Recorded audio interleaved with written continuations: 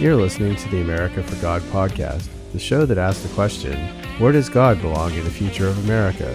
I'm your host, Daniel Gullo. Each week we interview passionate individuals to understand their viewpoints on current events and concerns about faith. The show is available on Anchor, BitChute, Rumble, SoundCloud, iTunes, Spotify, YouTube, and by visiting our website, www.america4god.com. Please consider donating to our ministry by visiting our website, www.america4god.com. Episode 5, December 24th, 2020. Today on our show, we're speaking with Ronald Gibson. Ronald has been a public school teacher for the last 10 years and is also a student of industrial maintenance at East Mississippi Community College. Ronald is very passionate about the Lord and spending time with his family. Ronald, welcome to the show. I'm with all of that, bro. I'm with all of that. Share with us where you are in life, how you got there, and where you're headed. Well, I mean, I've got a simple background, in my opinion, simple story. Grew up in rural Mississippi, single parent home, only child, out in the weeds a little bit.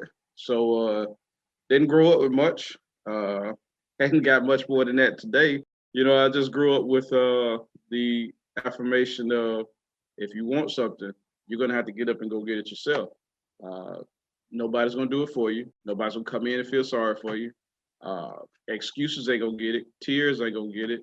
Emotions ain't gonna get it. You just got to get up and go work. And even where I was, and even where we live now today, you get up and go get it. But there's not a whole lot around there to get up and go get. So, you know, I grew up like that. And obviously graduated high school as an honors grad. I was at the bottom of the list of the honor grads, though. What do you call the guy that graduates last in his medical class? Doctor. We call him Doc. That's right. So, you know, I graduated, went to college, and I bring that up to bring up going to college. The reason why I went to college, because I was recognized real early on. I was too broke to go. The reason why I went to college is because it was the only college that offered me anything in the way of some kind of way to pay for it. And got half academic and half Pell Grant because lived below the poverty line, and almost lost it, you know. But I got myself squared away and got straightened out with that, and then you know, after college is kind of, you know, I now looking back on it, you know, from years later, after college is where I kind of see. I won't say things went bad. I'll just say they didn't go fluid. I guess that's a good way to say it. And I had an intention, I had a plan, and I stepped into that plan. You know, I did the next logical thing. But at the next step of my plan, I failed. And the thing about that was I didn't anticipate failing because I had never failed in this environment before. Regular school was easy. I mean, it was in Mississippi, so it wasn't that difficult. I mean, we're not Arkansas, where you got to, you know, basically, you got to learn your left shoe from your right shoe, then you can graduate. No, it wasn't like that. But, you know, school wasn't a challenge. Elementary, middle school, high school wasn't a challenge. And, you know, undergrad wasn't a challenge. So when I got to the next level that I had intended to be at and planned for and all this stuff, it was the first time I really had a challenge. And the one that I wasn't willing and able to meet the challenge, I didn't know how. So I failed. Not intending that I would have failed, I didn't have a backup plan. And that was, you know, around that age, 20 something odd years old, that was kind of rough. And it put me in a precarious situation. So the best thing I could do was just go back to school where I left from, and I did, and graduated from there. But I still didn't have another plan. So it's kind of floundered around, did some stuff, got married, you know, in my floundering. And, you know, and that was a great thing. Getting married was a spectacular thing. And we pulled our poverty, and now we were twice as broke. But the thing about it was I married, you know, an absolutely fantastic woman. I married an absolutely fantastic person, human, mother. And I'm very, very thankful that I did. But I say all that to say, that grew me, that forced me to grow up. And the next best thing, let me adjust that. the best thing that happened was during my undergrad years, understanding the plan of salvation. And I come back to that to say, I've been to church, grew up going to church, but didn't understand what salvation was. And I had that finally explained to me. And then the next best thing that could have happened was that I got in a church that actually taught the Bible, not just coming in, spitting, hacking cough over you all day, or coming in just, hymn you to death. And, if somebody got up to walk out, it was, everything stopped. Not just that, but you were taught the Bible. You were taught more so the Bible. You were taught how to hear the voice of God, and you were taught how to search the scriptures yourself. And you were taught how to use things like a Bible dictionary, a concordance. You were taught what the Old Testament was written in Hebrew, New Testament in Greek, and they spoke, Aramaic. We were taught that stuff, which at the time, again, in the state of Mississippi, this was completely revolutionary. I know, we're behind everybody except for Arkansas, but this was completely revolutionary. Never waste an opportunity. Never pass up an opportunity. I'm telling you, it's in the state motto. You can't see it.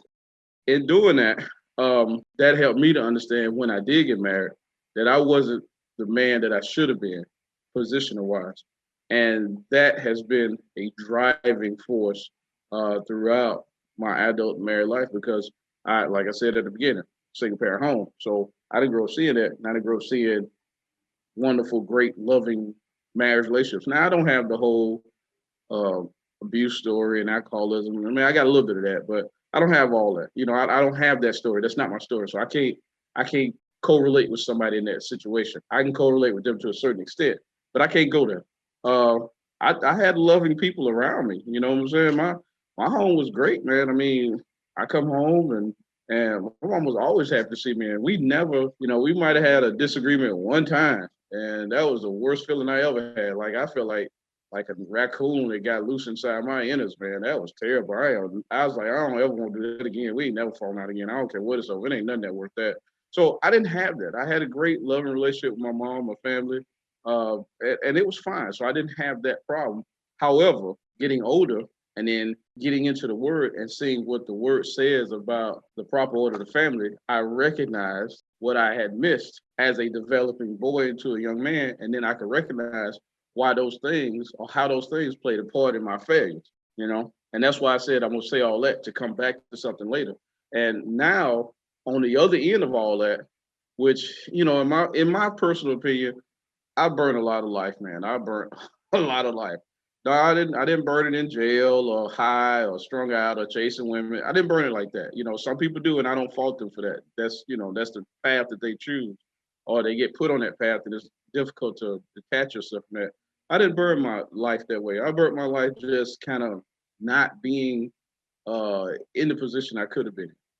And, get married and you get to be taught the word, and now I understand how the order of things should go. So now I'm kind of like at a point in my life where I've readjusted who I am and what I am, and I have a more complete understanding of who I am and what I am. And even so now, because I don't feel, I still feel that, I don't know what it is. I still feel the same age. I still feel like I felt when I walked out of undergrad. I mean, honestly, I do. I don't physically look that way. I look a little bit better. But I still feel that way. So I don't feel like, I know time has passed, but I feel like I still have the same amount of time left that I had when I left undergrad. It's just that it's like I've done a whole lot of stuff between then. It's like I woke up and I'm like, oh my gosh, that was a terrible dream.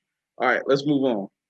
But all of that to come back to now in the spot that I'm in, spiritually, mentally, socially, physically, emotionally, I believe, and I'm thankful that I feel like I'm in such a much better position to be the man that I know I've been called to be. And it's a funny thing about that, and I obviously I don't know anything about your situation on this, and you can tell me freely if you like. But I've heard that, for a long time. What do you call me? What do you call me? What do you call me? What do you call me? People ask me, what do you call me? What do you call me? And people, most of the time, I won't say all. One thing about marriage counseling, you don't lead with absolutes. You never can't do that. That's wrong. But 98% of the time, most of the time when a person is asked that question, man or woman, more so men than women, but man or woman, they most of the time respond with an occupation. And I don't fault that. I don't think that's a negative. I don't think that's a bad response. I will say it like this to quote, and I quoted this guy in a text message. So I think I'm going to say the quote correctly now. I may not, and I might get it wrong, but I'm going to go for it anyway. I think it's Jim Collins that wrote Good to Great. And I think in that book, he said, good is the enemy of great. I think. I can't verify that. I know I got it at home on the bookshelf. I ain't finna go look for it. But that answer to me was, and in keeping what you talking about myself, to me, that answer was the enemy of my great. Because there's good, there's great, and then there's right. And it would be a good thing to say I was this. It'd be a great thing to say I was this and be succeed in it. But then is that the right thing? And I never saw an occupation, a job, a career, or anything as what I'm called to be and what I'm called to do. I saw, and this is just the impression spiritual I get, and it's a Christian show, I can be free with all that, right? I ain't gotta. So the spirit alignment when you get born again, Holy Spirit comes lives on the inside of you. 3-part nature, man. I don't want to go. We can do another show on that. But spiritually speaking, to me, I didn't saw myself called to position, profession, occupation. Now I do understand in our world, you have to live, you have to work, you have to do what you got to do, and it's very helpful, it's very convenient to do that. And I've never shied at, but I've never felt like, okay, that job right there is where I'm supposed to be. Never felt like that. For my family history and for what I saw, for what I was learned, and for what I learned, and from what I come to understood from my father's side, because remember, single parent. I didn't really know much of anything about my father's side. I knew him, and we met, we talked, and we reconnected as an adult. But I didn't. I put it like this: I never called a man dad. Like I can never remember calling him that. That word just sounds like that's just like a foreign word to me. Or somebody like you or your kids, they say it with no problem. For me, saying it is really weird. It's almost like telling a dude he looks good. Like that's just it just don't come out well. So saying that word, it was never part of my vocabulary. I just never knew about it. So knowing that was missed out, I saw now where generationally speaking, how God sees families in generations.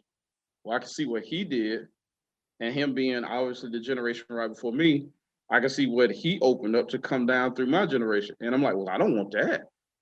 That's not what I want. And I definitely didn't even have kids. I definitely want to pass it down to kids or a kid that I would have later. So my belief and what I believe Spirit talked to me was you're called simply to just turn your family name, just like the hinge of a door. That door can be this way, and that hinge turns just this way, just to allow that door to open or allow that door to close. And the way I've seen it for years is that's just what the whole of my life is. If I could just get this, if I'm just a hinge to open the door to my family line to certain things that were not open, or to close the door on my family line to certain things that don't need to be there, and that's an 80, 90, 100, 130 year, goal. I'm good with that because, God always sees us in generations. Abraham, Isaac, Jacob, he's looking down the line. He's looking past the short period of time I'm here. So if you ask me what I'm called to do, or somebody would ask me what I'm called to do, I wouldn't give you a profession or an occupation. If you ask me the things that I like to do, or things that are fun, or things that are easy, I probably could give you an answer doing that. But if you ask me, well, what do you call to do? What do you call to be? It's not going to be something that somebody necessarily pays me a salary to do, or I get fringe benefits to do. It's going to be because I see the direction that my family could go. And here's the thing about it. I could have easily used all of that as an excuse to perpetuate what had already been started. And the world would have given me a great excuse for that. Oh, yeah, man, he's a single parent. Oh, yeah, he grew up in poverty. Oh, yeah, he's a minority. Oh, yeah, things were tough. Oh, yeah, he went to this kind of school. Oh, yeah, he had this kind of experience. Oh, yeah. And I could have perpetuated that. But I said, nah, man, just like, a cruise ship or something like that. Just you have to turn the thing just a little bit, 5 degrees starboard, or I guess that's starboard. I don't know. It's 5 degrees starboard, or 5 degrees the other side, whatever they call the other side. Port. Yeah, that's it. Sounds good. 5 degrees port, and you just have to you can't just turn it around on a dime like you can a Mazda Miata. You gotta take time. And that thing eventually, I've been on one. Just one. I've been on one. So, and you see off the spray or trail or whatever they call it, you see that big old horseshoe out there in the middle of the Gulf. And, I don't know, as far as I can see, maybe 20 miles or something like that. I don't know. Those things are huge. But you see that big curl. And that's where that ship has had to turn around. It didn't just stop, pump brakes, throw it in reverse, back into a space, throw it in drive, and come, a 3-point turn. That thing had to take, and it had to take a lot of time, relatively speaking, and it took a while. And I'm like, that's just what I see. So a long answer to what you asked me, but I don't know if that gives you a better understanding of me, or if it answers the question. Maybe I kind of went on. Maybe I should have talked about Arkansas a little bit more. I don't know, but I'm gonna stop talking about Arkansas. There it is. There it is. I'm gonna leave it alone, man. But I hope that kind of satisfies the question that you asked me there. Yeah, we're just trying to get to know you a little bit better. And you have brothers and sisters? Nah, they got it right the first time. And do you have kids of your own? Yeah, we do. We got one. We got it right the first time too. Yeah, we have a kid. We have our son, Nathaniel. Man, before you have kids, you are, unless you had them, unintentionally, if you doing what it takes to get them, they might show up. So we always say, if you were thinking and planning and kind of projecting, this is when I want to have kids, or you and your lady or whatever y'all saying, let's get ready to have kids. If you look at we're going to have kids and the kid is not there, and you say we're going to, man, that thing is scary as I don't know what. When you start looking at it like that, you like, oh crap, because you got like the choice. You're like, yeah, I really want a kid, but they like here forever.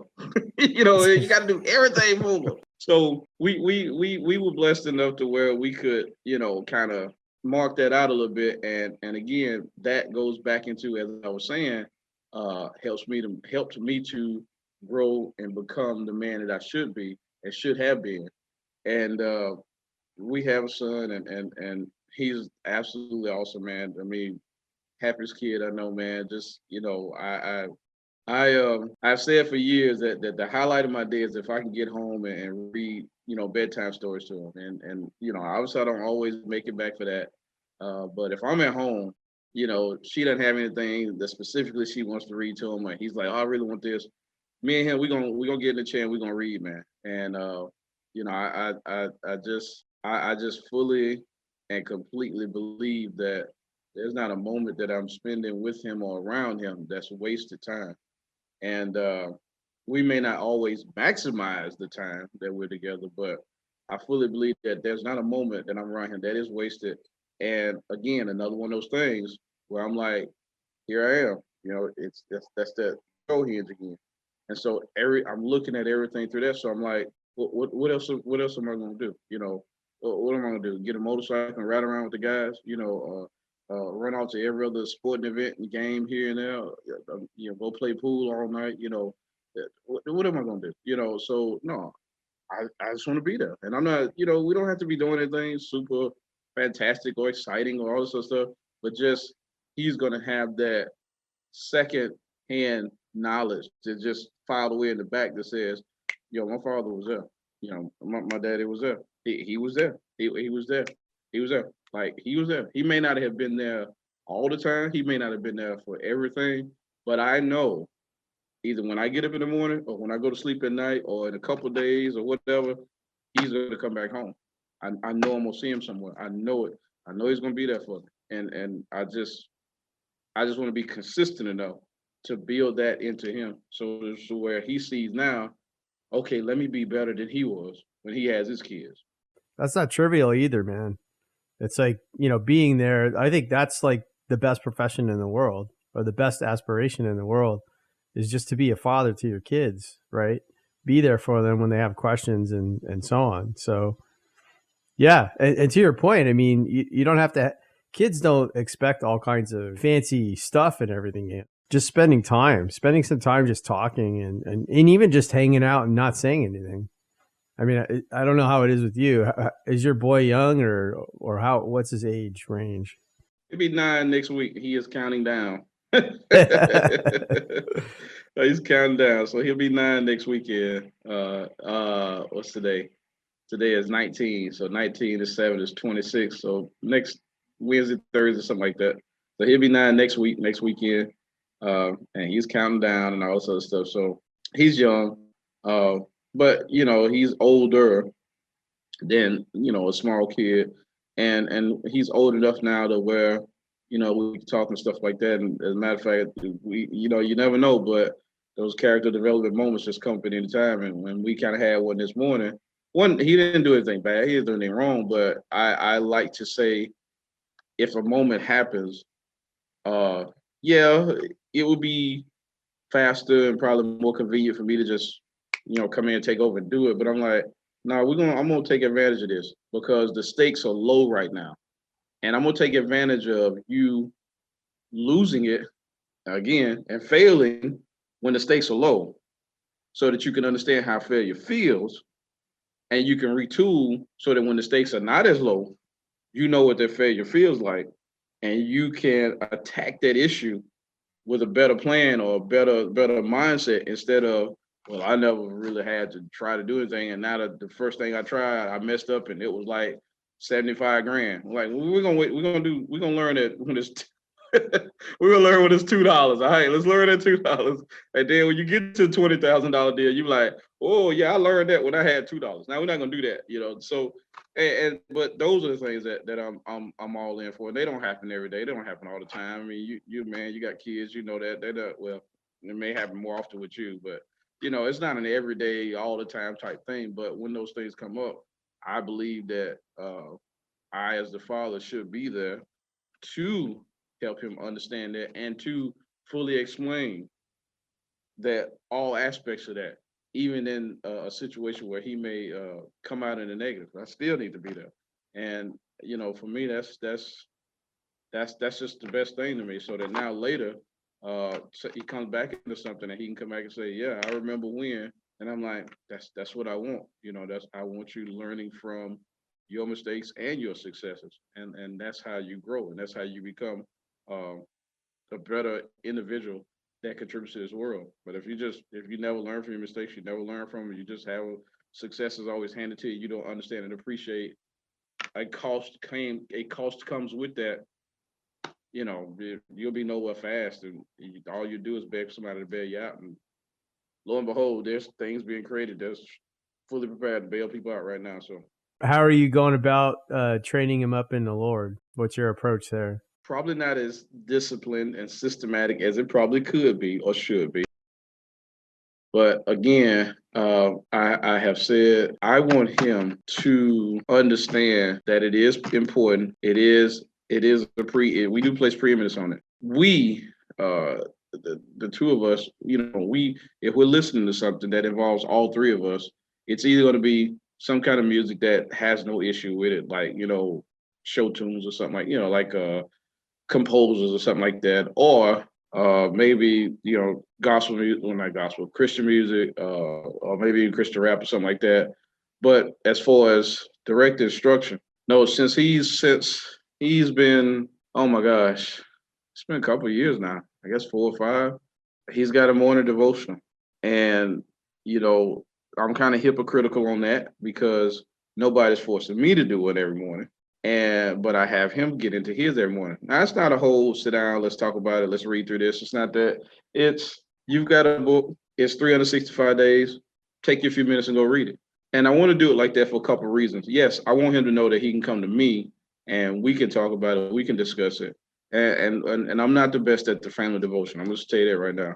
I want to know he can come to me, we can discuss it, but I want him understanding first and foremost that the best and primary way to get the word is to get it yourself without mom and dad intervening in that with you.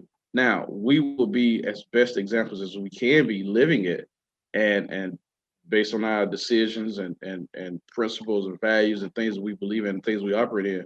We're going to do that. We're going to tell you why. But I want you learning early on to not be afraid to get into the book yourself. And like I said, it may not be the best, it may not be the most disciplined or the most scriptural. We're not going the Hebrew route with the with the tassels and all that stuff. I know Shema would be a little upset with me on that, but we're not going that route. But at the same time, I want him to understand, yeah, I can go pick up a Bible, I can go pick up a devotional, I can read and I can learn an object lesson attached to scripture about the different things.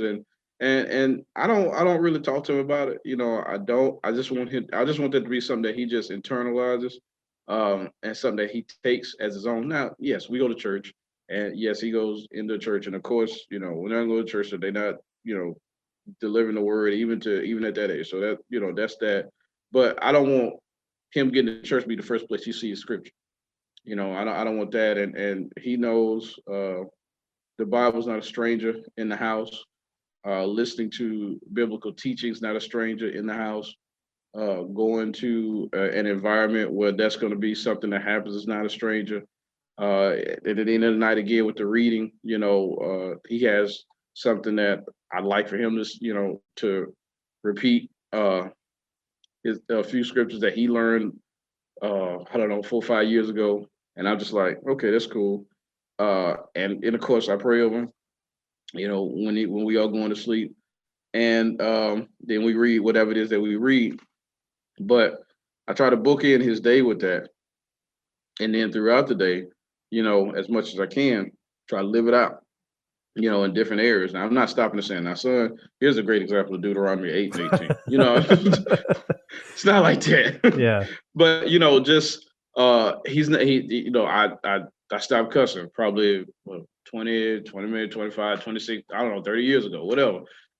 So I don't say stuff like that. We don't watch anything. Although I have to admit, we watched Captain America the other night, the first one, because he's a little older and they had a few words, and then I was like, but they kind of passed over, and I'm like, well, I didn't really like it. I wasn't really cool with it, but at the same time, he's in the Marvel and superheroes, and we've got a little bit of the stuff decorated in his room and stuff like that. So my wife wanted to show him the actual real Captain America because he's run out of Lego movies to watch. They're not producing a whole lot, so it's like, okay.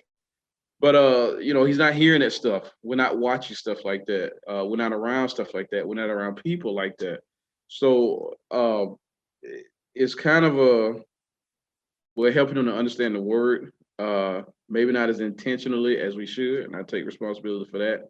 But it's not like we're just like, oh, time to go to church again. It's not like that. We know, there's a regular thing. There's a regular something that happens wherever we've lived, whatever environment we've been in. Whatever, because we've moved around a couple of times. We've changed churches a couple of times with him. A new church is not a big thing because he's comfortable with us and our level of comfort with spiritual matters. To if we put him somewhere, we're like, okay, yeah, we know you're gonna be good because we're gonna check it out. So again, I don't know, that may not be the best. I definitely may not be. I definitely got the inside track on that, but we're working at it, man. We're working at it. No, that's awesome. As far as you were a school teacher for a while, right? Yeah. And what subject were you teaching? Math, for the most of my years, a little bit of language arts, and a little bit of history and social studies. Yeah, but for 88, 90% of that time was math. So teaching's a different ball game. It is. I mean, I don't know if your kids are public school or not, or private school or home. It is, and I was public. I was openly public. I wasn't private or nothing like that, or sheltered in it. And I wasn't just public. I was public, F school public. I was hood school, man. Let's just get right on into it. Matter of fact, my first time was at the alternative school, and hey, there were just some days was like we didn't learn none today. That was just that. You didn't get none. You didn't get no education today.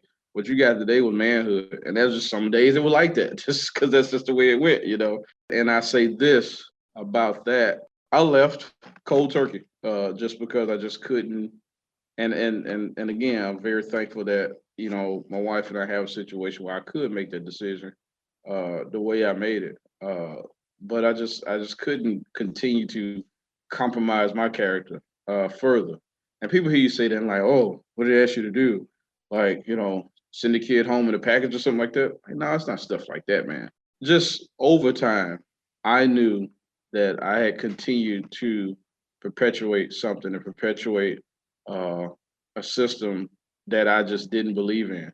I continued to perpetuate something where we had it advertised out on the front door of what we were doing, but inside the product we were delivering was not that. And I continued to be a part of something where it wasn't based on necessarily me trying to pull the best out of your kid.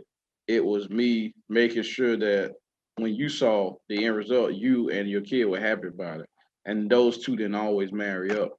And I just ran my patience up with it, and we came back home, and the situation was well, for us to do what we need to do, and for me to make a change, and I did. But even from the beginning going in, I again, back to the other thing, I never anticipated staying in it. I never said this is going to be it. I'm gonna retire. I never wanted to move up. I never wanted to take a better. I never wanted any of that. All I wanted was deal with what I need to deal with in my classroom, take it to the house at the end of the day. The schedule is awesome. I got 3 months off. That was all. That was it. I did. Now, in saying that, people say, "Oh my God, you want to?" No, no, no. When I was at work I was 100%. I was all in, 10 toes for all what we got to do, and I was super committed to what we had to do because it's just how I am. I'm not gonna get involved in something I'm not committed to. But the stuff surrounding it, I just went for it. My biggest thing was, if we're the adults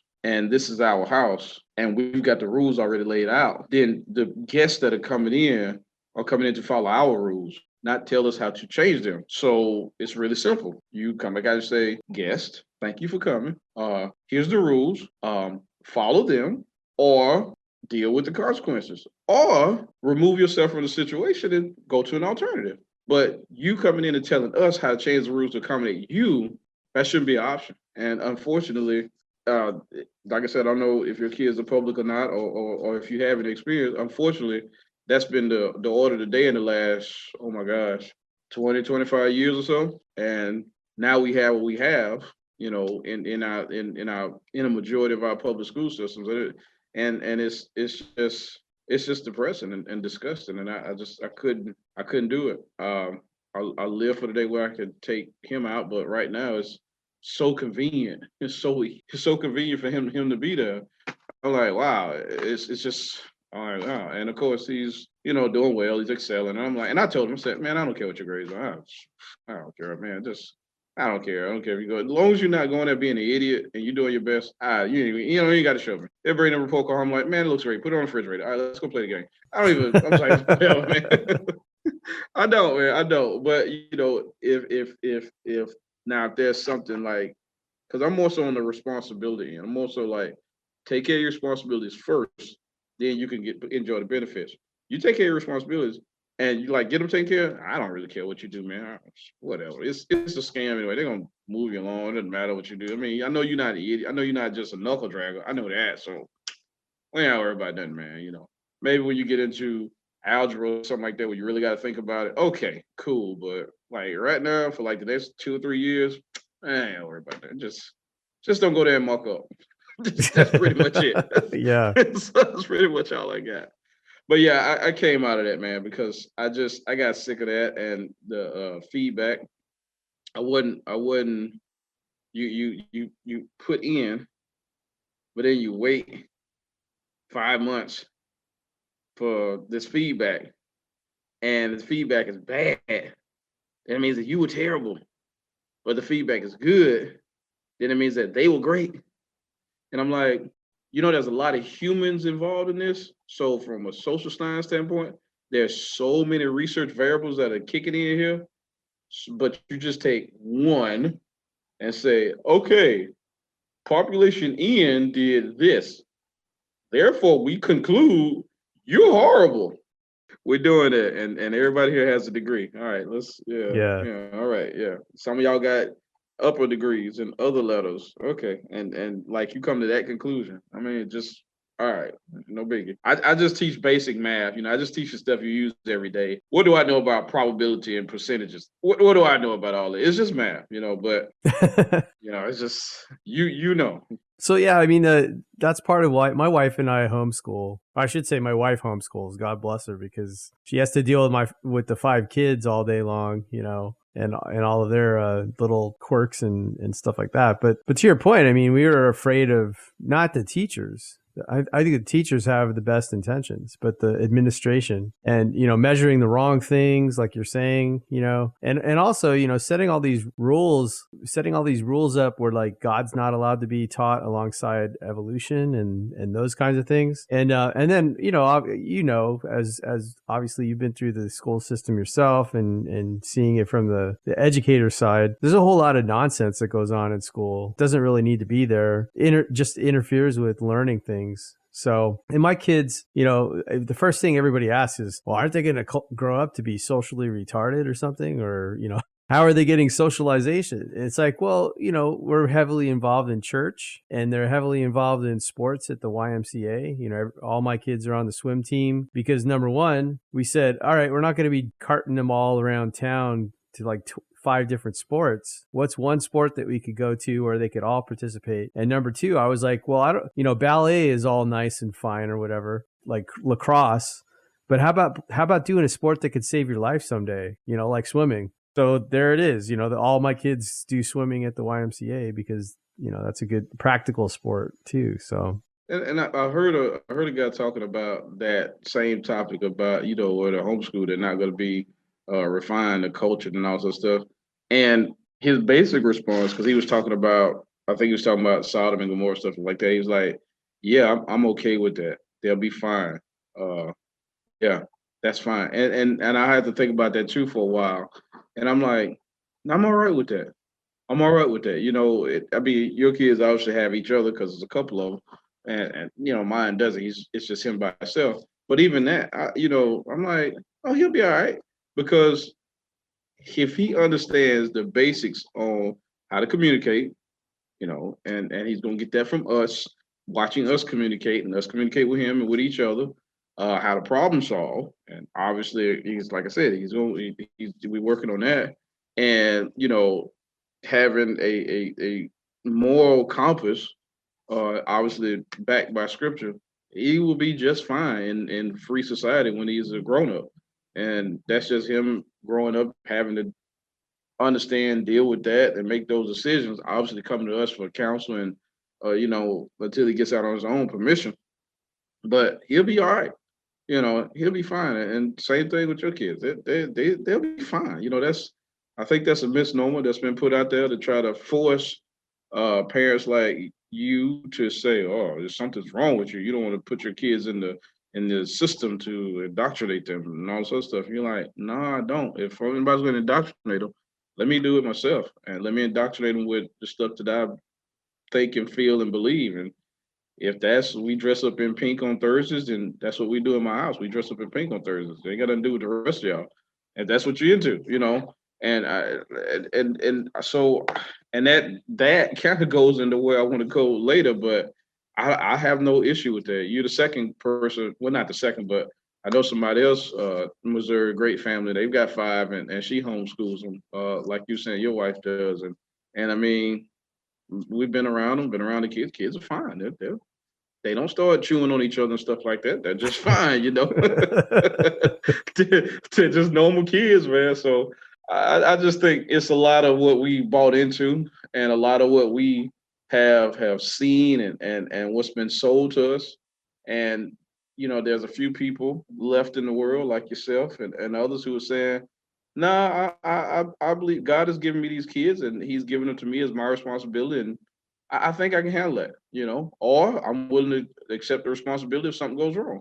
But he gave them to me. He didn't give them to the state of Missouri or Mississippi or wherever. He gave them to me. Or Arkansas. Yeah, heaven forbid, Got to get that in there, man. I've never been to, I've never been to Arkansas. I've never been to the state, man. I've never been there. It's just, it's just good to make fun of them because, we got to be better than somebody. And Puerto Rico will never be a state. So Arkansas is it. This is it, right?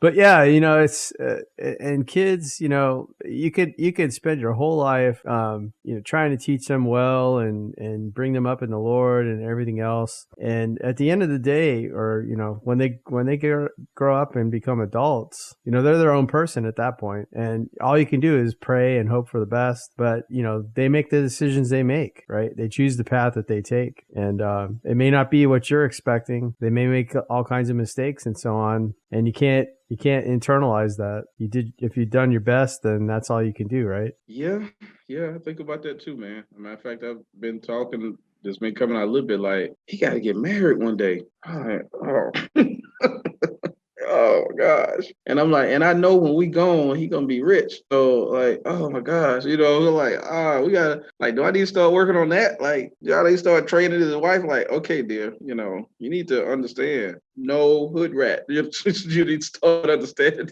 So yeah, you think about that, but I'm like, you know what?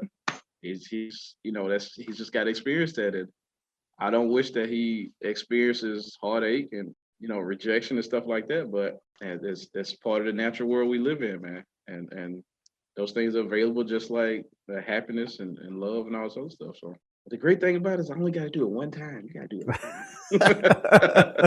it. Yeah, I got that, and I got one girl, so I would say you probably got a girl in there too. So I'm not looking forward to those days, but pretty sure that's like, oh my gosh, like Commando Man with the knife and stuff. Like, God almighty.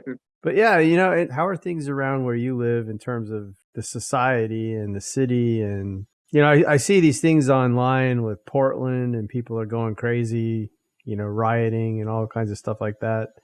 How is it going? How is it happening around where you live? I'm gonna be honest with you, man. Life for us hasn't changed. Okay. And, we don't, I say this, and I know people say it, and they're kind of just saying it, but when I say it, I mean it in the truest, genuine sense. We don't have cities. We don't. We got our state capital, which is Jackson. We got a little bit of a metro area on the Gulf Coast, which is 3 hours south, 4 hours south. We've got a little bit of metro area at the Tennessee state line underneath Memphis. And that's pretty much it for major metro areas, where you got, I say 200,000 people or more in one area. We've only got 3.5 people in the whole state. I know the census numbers because, I've been doing the numbers based on the CDC data, trying to figure that out. But we've only got 3.5 million people statewide. So, we don't have cities and never have had cities, as long as I've been living here. There have been some areas that have been developed. They've got a Panda Express here in Staff and stuff like that. But we don't have like major metro areas. Say that to say this. We still have problems, but we don't have the gathering of people wherein now somebody wants to get out and do something like that and it becomes an issue. It's just, you may have a little bit here and there, but now for us, life has been pretty much normal. Obviously, we've been on hold because everybody else in the country's been on hold, but life for us hasn't changed, and I know that's probably a whole nother reality for a lot of people, but we see this stuff on TV, man, and we're just like, literally, it's like watching a movie to us. It's not, we don't have a realistic connection to that. Now, I will say this, in my hometown, in my town here, we did have a little bit of a little rally a couple months ago, and they had another little voter drive a little while ago, and another little voter bus or something come through here the other day. We had little stuff like that, but like all out marching and all this other stuff. Now it might be like 15 to 16 folks get out there and walk from here to there, and then they go back home, and that's it. There's no, if they had a ride in town, it wouldn't last for like a half hour. And then you done tow everything up and ain't nothing left to tow up. They're like, we should just go to the house at that point because ain't nothing else left. We ain't got nothing else. It's not like the west side of town and then the east side and then up by the water. No, we ain't got that. No. It's like Main Street. That's it, Yeah. That's it, man. I mean, I can walk from the post office to the center of county government to the other end of Main Street. I can do all that in 10 minutes, man. We just don't have it. And we're the county seat. We've got a suburb that has a flashing red light. So we just, and that's how most, I say 75% of our state is. It's just like that, the different towns with different names, but for the most part, they're just like this. You may have some that are a little bit bigger. For example, we have the second biggest Philadelphia in the United States. Okay, then. You're welcome. I live in Louisville, which, I know there's Louisville. So, that's tripped out, which funny story. Somebody got on our Louisville Police Department Facebook page and started doing a lot of complaining. Y'all need to arrest them officers and stuff like that. Somebody was like, this the wrong Louisville. that ain't us. And the person put like 4 more posts down there before they realized, oh, it's not. It's Louisville, Mississippi. Yeah, you want the other one. Yeah, that's not us. That's the other folks, So, that's probably as close as we get to being infamous in that respect. But it's been pretty normal. It's been pretty normal, which again, I'm super thankful, man, that we haven't had serious interruptions. We had the toilet paper run and all this other stuff. And that was, it was dumb nationwide, but it was triple dumb here. I mean, it was almost Arkansas dumb here. I was like, what? I just like, what in the world in Louisville, Mississippi? Why are you buying toilet paper in Louisville, Mississippi? What do you think is going to happen in Louisville, Mississippi? Like, I get it. If we were in San Diego, hey, I get it. It's crazy, man. No telling. Godzilla might come out of the, don't tell it. That's not happening here. It's just not, what I'm saying? So, but we had that and some other little stuff, but life has been pretty normal for us. Yeah, I'm with you because, my wife and I live out in the countryside of Pennsylvania. We don't live very close to Philly or any of the big cities ourselves. I mean, we can get to the big city like within half hour, 45-minute drive. But out here, I mean, it's if I didn't know any better, I would say life hasn't really changed, But yeah, just like you, we had toilet paper run, which was dumb, and all that. And you go to like Walmart or something like that, and they're making people wear masks inside and all that nonsense. But I mean, there's nothing. Nobody would come out here to march because, like you said, it would be a waste of their time. There's like a gas station and another gas station on the corner. That's about it, Yeah, and you've been knowing them for 10 years, so it's like, so you're supporting social justice now?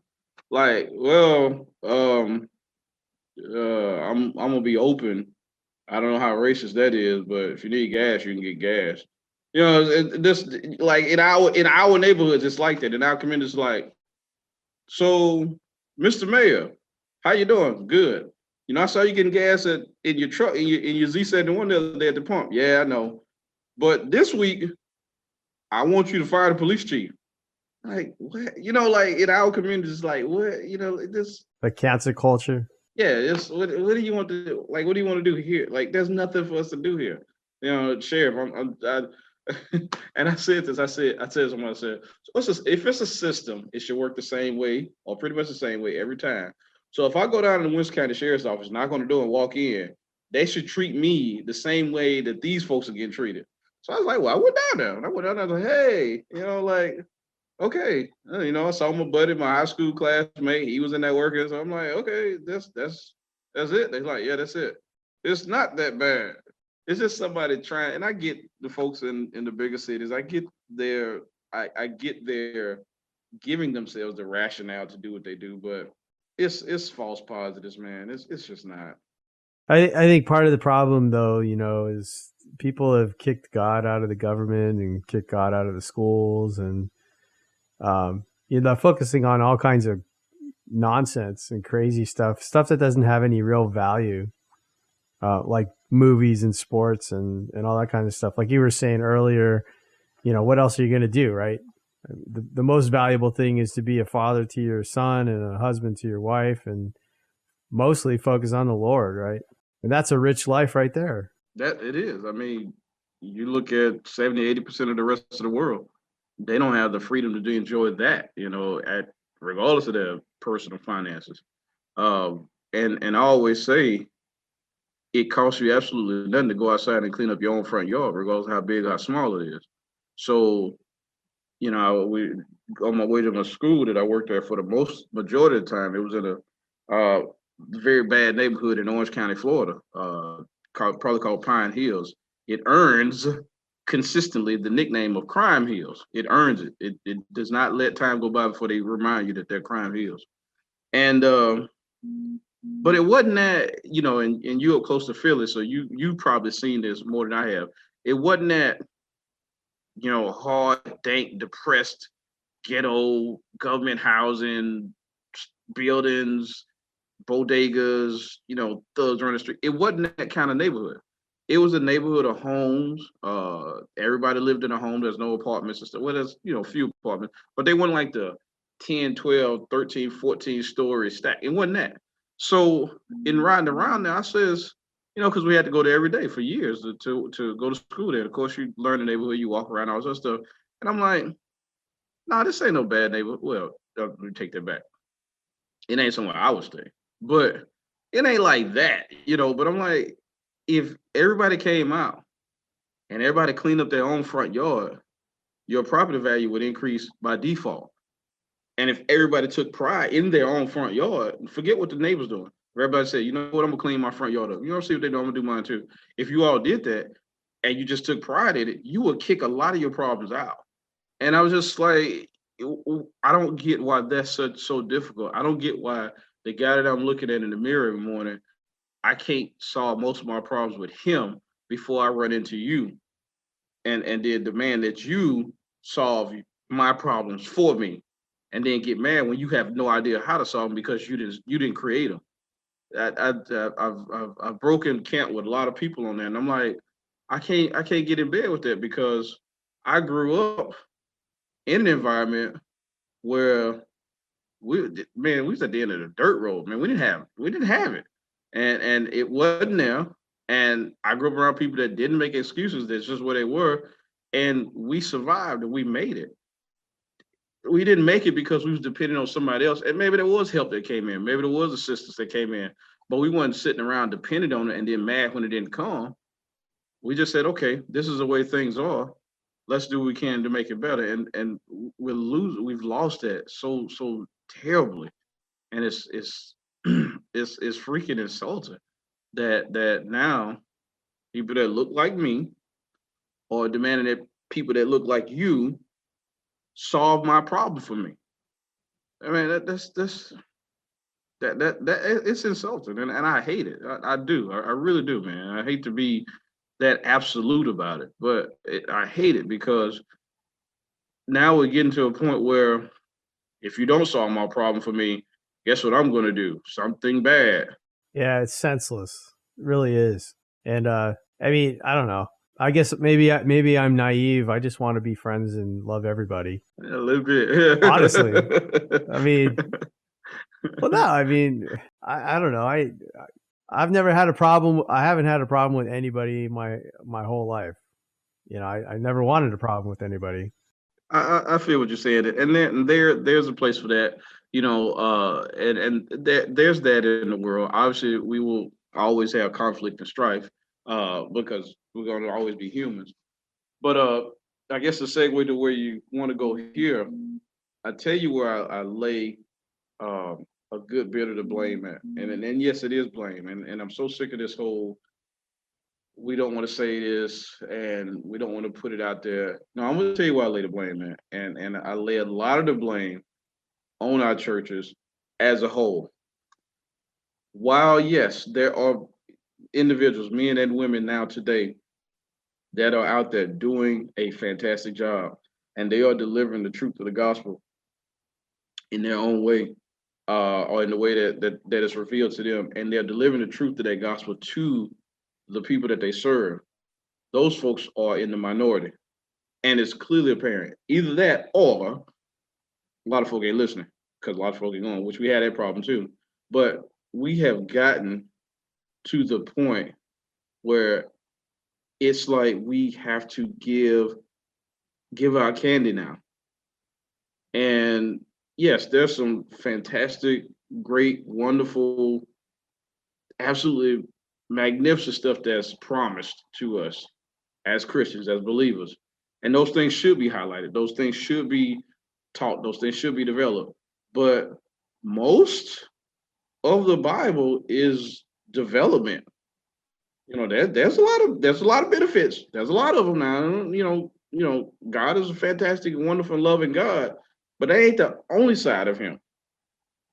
There's a lot of development in the Bible. We don't hear a lot of that. And removing that because, oh, I don't want to hear that. Oh, that forced me to change my lifestyle. Oh, that forced me to make a decision that's boring. Oh, that's not exciting. Yeah, he didn't promise you excitement and a thrill of minute and all this other stuff. He promised you if you obey, I will bless. That's what he promised. And if you disobey, then you will be cursed. That's what he promised. He didn't promise, you know what, man? You seem like you'd enjoy a nice, exciting time. How about we take the next 15 years and you just go from one exciting thing to another to another? No. Most of it is just like, a man like yourself. Come home, spend time with your kids, go to sleep, wake up, do it all over again. That's just the majority of it. And the majority of that is just putting in, just digging that seed of what you want to see deep into that next generation. So that when they have theirs, they do it too. Because the goal is I want you guys to make heaven your home. That's my goal. We're here for a short period of time, 56, 70, 80, 100 years, 120, 140, whatever. And after that, we're gone, but we're there for eternity. And I want you to be there with me for eternity because I don't want to see you guys separated. So that means that while we're here, we're probably going to have to do some stuff that's not going to be as tantalizing to our humanity as you might like for it to be. And that's probably going to carry on for decades, if not a lifetime. And there have been plenty of people that have been born, lived, and died, and you've never heard of them. And that's okay. But we've gotten that. And I was upset about this a while ago. And I had a pastor that I'm not friends with him like that, but he is connected to me in social media. And I sent him a question. He made a post. He posted a nice long post, and I sent him a question, and he responded back to me with a scripture. And I hadn't seen the scripture in a long time, but when he responded back, it just stood straight up, just on the inside of me like that. And it was Amos 8:11. We had a little bit of scripture. I got a few notes. Those were like 2 weeks, man. Nah, bring it, man. Bring it. But Amos 8:11, and Amos, again, let me stop before I do this. I am not professionally trained in this. I don't do this I just can take a few pieces out and find a little bit, and then I have to go listen to somebody else teach me. But I'm not, it ain't finna be like, coming down, nothing's finna fall. No quails, no manna, no fire, none of that's finna fall. So you're good. You got to worry about none of that. But Amos 8:11 says, "Behold, the days are coming." ESV declares the Lord, when I will send a famine on the land. And I'm like, okay. Now the next part was what caught me. It said, "Not a famine of bread, not a thirst for water." Now in the United States, man, we have plenty. We have more than enough. Comparatively speaking, I know there's still people here that are struggling. I understand that. But comparatively speaking, we have more than enough. And I think our heartland can feed the entire world if, proportion out correct. I think there's still that way. He said, so it's not for bread, it's not for water, but of hearing the words of the Lord. People, it's like we don't want to hear, thus saith the Lord. It's almost like we just don't want to hear it. Like growing up and you had to eat your vegetables. And you're like, I don't want to eat that. You take the steak, you take the gravy, but you don't want the vegetables. You're like, I don't want that. And it's like we don't want to hear that. And if someone starts coming to you with that, people get offended. They shall wander from sea to sea, from north to east. They shall run to and fro to seek the word of the Lord, but they shall not find it. In that day, the lovely virgins and the young men shall faint for thirst.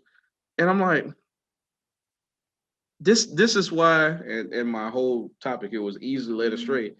This is why we've been so easily led astray. This is why these movements, I didn't intend to say it like that.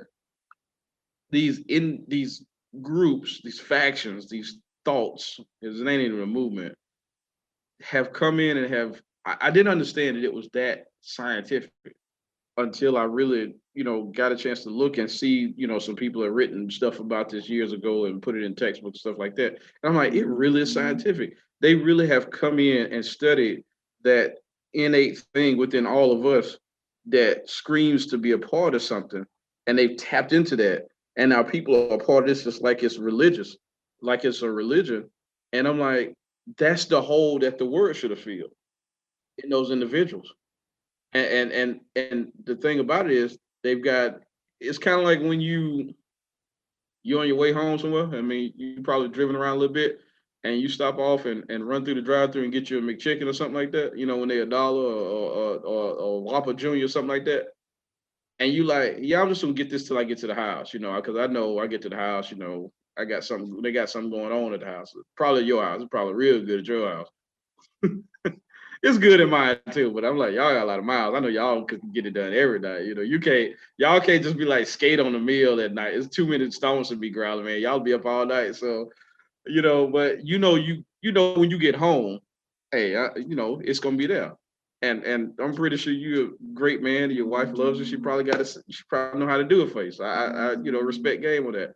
So you grab your McChicken or something like that on the way through the thing, and it's gonna hold you. Or it's like the middle of the day and you're going from here to there, and you're like, it's gonna hold you, but you get hungry again later because you basically just grab something just to knock it off, or just to, knock the little fast off for a second and just keep running. That's what it seems like. It's like we're just serving people McChickens over the pulpit. And now they come along with something that looks like food, sounds like food, smells like food, kind of makes me feel good like food, and people eat it up. But then when you come back with the word, you're like, no, no, no, no, no, no, no, no, no. Don't eat Whoppers. Come and eat some English peas. Man, nobody want no English peas, man. Forget all that. No, I totally get what you're saying. It's like people have this instant gratification. They get impatient, and they want instant gratification.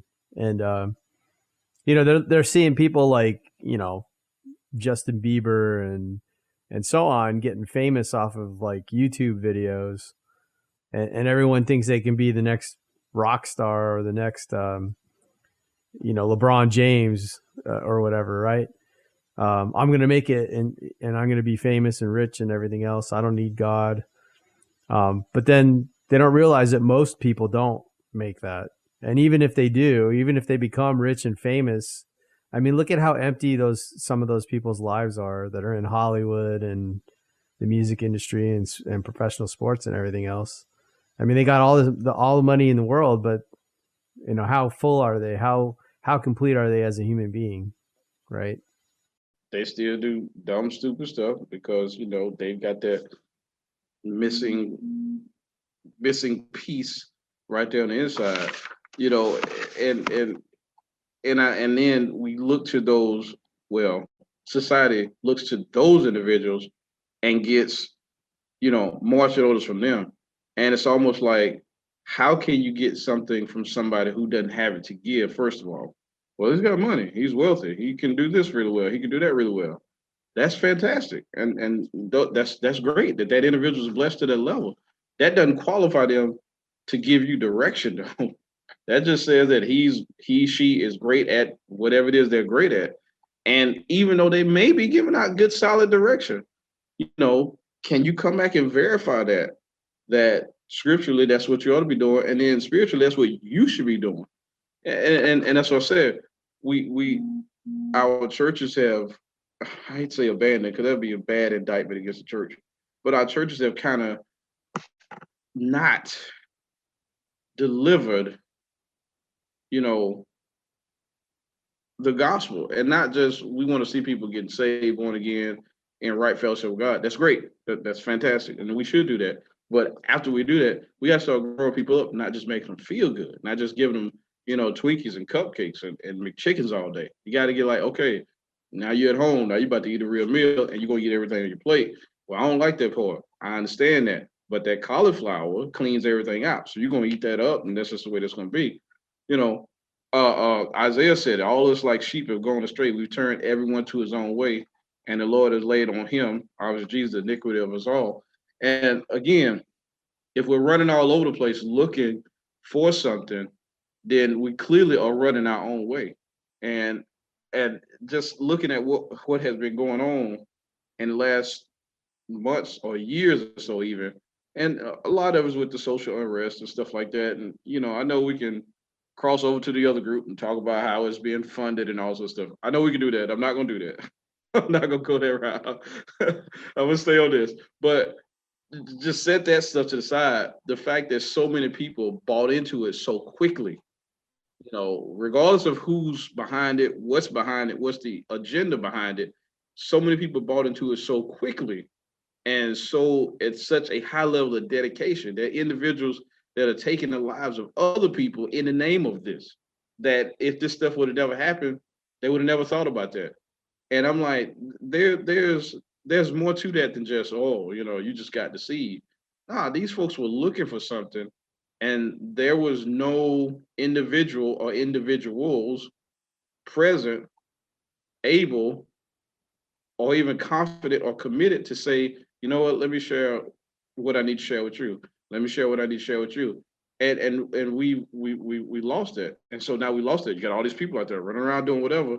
Here comes an organization, a group that looks like something, sounds like something, talks like something, even uses some of the same information, but just there's a little shift on it. And I was talking to a girl, to no avail, about this. And I said, well, dear, you guys got to understand, you guys are looking at a situation and you're looking at it from this angle here. And all they're doing is just taking it and turning it just a little bit, not a lot. They're just turning it just a little bit so that when you see this, you see it at this angle. But I've seen it from here, here, here, and here. Because you guys you can only be so old, you only can see it from here. And they're taking it and you guys are not questioning it. I'm not saying that it's not a justifiable thing, but you're not questioning, well, why do you want me to see it that way so badly? And you guys are falling around behind. And I think I was talking about the flag, because in Mississippi, I was talking about the flag issue. And I said, well, dude, you're not old enough to remember when we voted on it the first time. I said, I am, because I voted on it the first time. So those of us that were around for the beginning of this, we feel differently about it than those of you that are here now. But right now, you want it to change because of what somebody told you. And I said, we don't have a problem with changing it. What we have a problem with is the way it's being changed. And that comes back to, they presented their issue to you, but they presented their issue at this angle. They didn't present it and say, well, here's the initiation of this conversation. Here's what went on in the period of time. Here's how the people decided on the first time. And so here's what we're looking at now. So what do you guys think? They didn't go that route and led astray again. But when you go your own way, there's always something out there to say, what did God really say? You shall surely not die. Is that what God really said? Are you sure about that? No, I think he said this. And you're like, well, I don't know. Maybe he did say that. Well, sounds good to me. They're being deceived. Ultimately, man. And that fault has to come back first to the church. Church has to accept responsibility for that. Because just like if something happens in the house with your kids or in the house with my kid, that fault comes back to me first and foremost. Secondly, yes, kid, why did you listen to him? When he told you to stand in the chair, you had to stand in the chair. That's secondly, obviously that. But, well, yeah, he's got my blood in him, so he probably would have stood in the chair. Yeah, that's on me, I stood in the chair. Yeah, I can't be mad at him. I drove 75 miles an hour to go see the girl, so yeah, he's got a ticket. I gotta accept that within me first, and I bring that back there first and foremost. And then, of course, they can play on the lack of natural knowledge, the lack of knowledge of historical situations, and the lack of knowledge of just how society should go for the betterment of everybody. You play on all this stuff, but that stuff starts with not having a foundation based in the scripture. And if a person decides not to agree to scripture, that's fine. They can't disagree with the fact that those of us that do agree with scripture maintain a pretty nice society based on our scripture. And if you don't agree with it, that's fine, but at least we're going to live next door to you and you're going to be happy that we're staying there. It ain't that we're going to agree with some other kind of nonsense. And now we're, out there sacrificing calves all night next to your house and stuff. We're not doing all that, You're like, well, at least the Christians keep the neighborhood quiet. They're out there doing a whole bunch of craziness. Yeah, you're right. And every Sunday you get a break from us. So, I mean, you can't not live it. You can't knock it if you don't want to agree to it. You can't really knock it, man. Yeah. Well, hey, Ronald, it's been awesome talking to you, and I really appreciate you letting us get to know you better. Oh, yeah, man. I'm going to have you on the show again because this has been a real treat, just, talking about the scripture and our society and everything else. So thanks for joining us. That's what's up. And I will say this.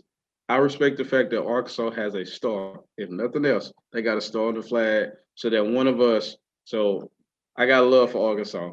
But, yeah, we got to give it to them because it's situational verbs. If a person was from Arkansas sitting here, they would be talking about Mississippi real hard too. But, I'm sure it's a great state, man. And the people are great. I've met a couple people from there, and I don't know anything about the state. It's just we always joke with each other. But I appreciate it, man. I only got to like a piece of my notes, which is good. You let me know whenever's good for you. You let me know whatever it is you want to talk about, man. I'll be happy to be there. I'll be happy to help you out. And I hope I didn't waste or take up too much of your time. I hope when this one probably go down into like the least bestsellers or something like that, man. So no, man, this is good. So thanks very much. No problem, brother. And I'll see you online on the Telegram group and everything else. Yes, sir. And I'm determined to get you a full English breakfast some point in your life. I can yield to English, but don't normally eat anything outside of American, man. If you give it to me in like liters and all this other stuff, I'm like, I ain't with all that. You're right. There's one thing that I'm not like a huge fan of, but it actually isn't that bad. It's black pudding. Yeah. But you know what that is? It's like made out of blood. Yeah. See, they do that kind of stuff. Blood sausage. Yeah. Yeah, they do that kind of stuff now. Yeah, that's why we kicked them out. Yeah, we don't do all that, man.